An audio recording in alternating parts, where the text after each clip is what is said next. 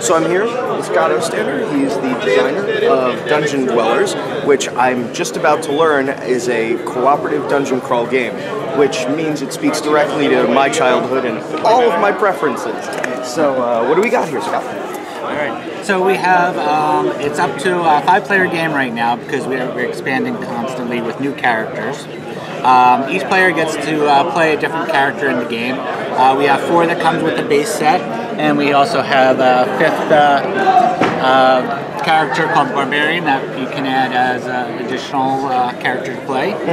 So the game scales out based on how many players you have. So we add more monsters to the game based on the number of players you have.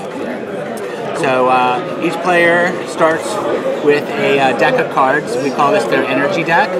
And it's kind of like their life force in the game. So they also have a number of hit points that each character will start with. So at the top here we have 10 hit points for most of the characters. And pretty much you're going through the dungeon crawl, fighting monsters. They're doing damage to you. You're trying to take them out.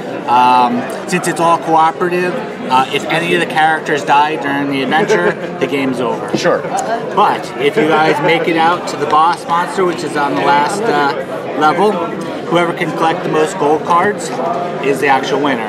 And these cards range from 10 to 50, and then there's some special cards in there that'll give you like some bonuses. So while you're playing the game, you're trying to bulk up your characters and gain gold. So you have that mix of how powerful do I need my character to be to survive, and how much gold can I get to win the game. So it's a co-op game, but there is a winner at the end. There is a winner at the very end, yes. It's like life. Yeah, there's always a winner. So the game is mostly diceless. We do include dice, but they're mostly for counters to keep track of some of our components. Cool. We use trackers, like I said, to take care of the hit points for the characters, but the monster we do a little differently. So when you have a monster out here, we have hit points for the monster. It says 18, but we use these tokens here to represent how much they have to finish them off.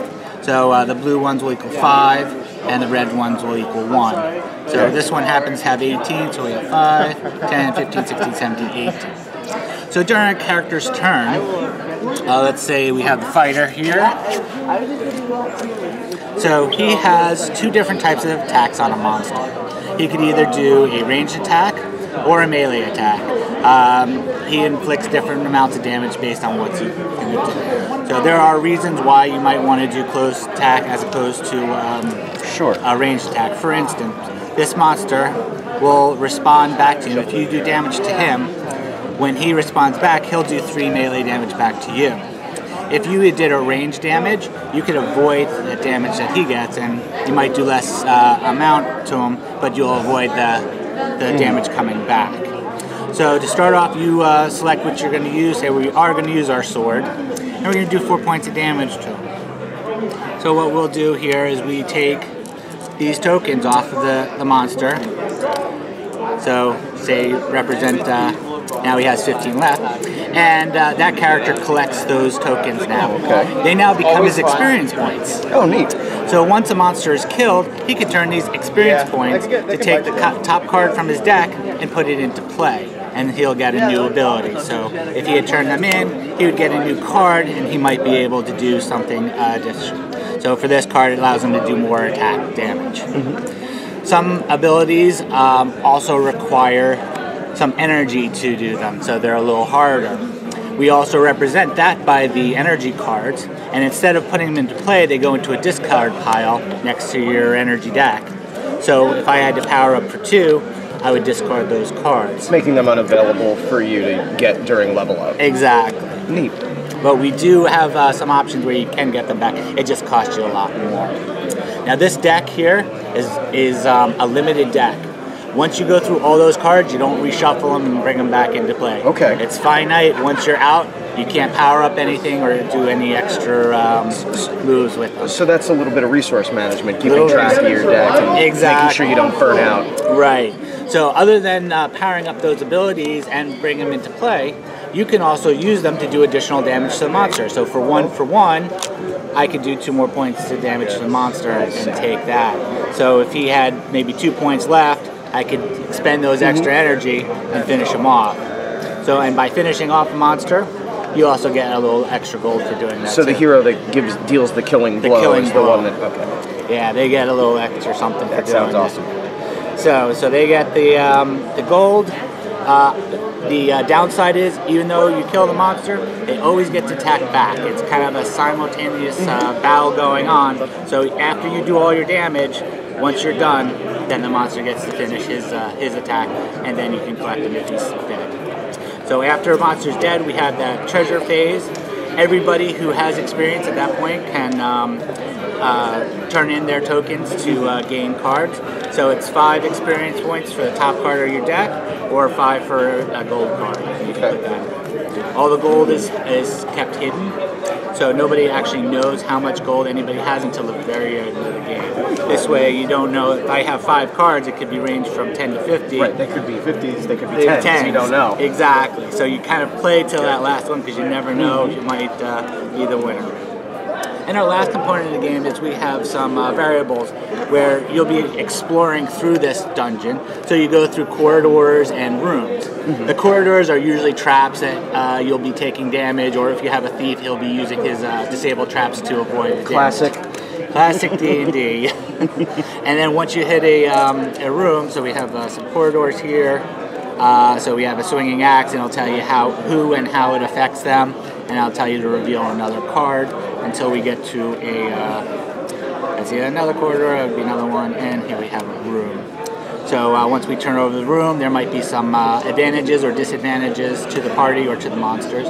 So this one says that they have an additional 5 points that you have to kill them. So they get more life, so they're going to be a little harder to kill. That's rough right there. Yeah. So the game goes in levels. You start off with the first level. We have a demo here, just starting with second, third, and fourth. You finish off the monsters on that level. Once that level is done, then you're going to explore to the next room, and then you get the next level. Slides over. Yeah. Cool. So, and then once you get to the big boss, we have a nice big dragon here. That's 40 awesome. health. So he gets pretty tough. He does a lot of damage. His damage doesn't care about your defenses. I love it. Yes. Yeah. So this is so we make it harder as you go along, but as long as you're getting some cards in play, hopefully you can counteract anything that comes along your way.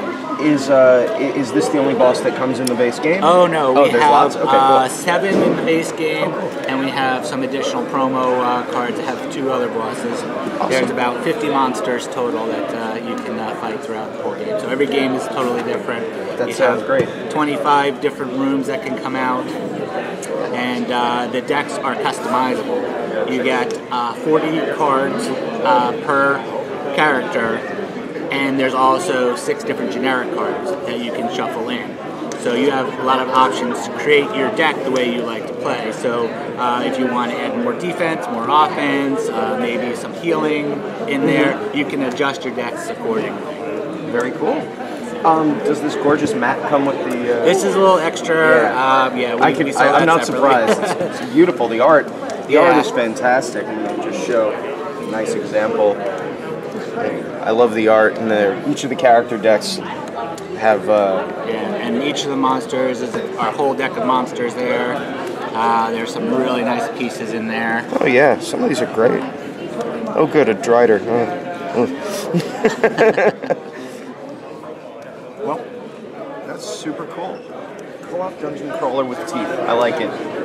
Yeah, I tried to make it more of the classic D&D that back in the 80s I was used to playing, and really like that style, and I kind of made it simple yet very entertaining, and each game is always going to be a little different. Very cool. Is this retail now? Retail now, yep. We're selling here. It's also available in game stores across the country. Fantastic. Thanks for your time, Scott. Thank you. Dungeon Dwellers. Looks really cool.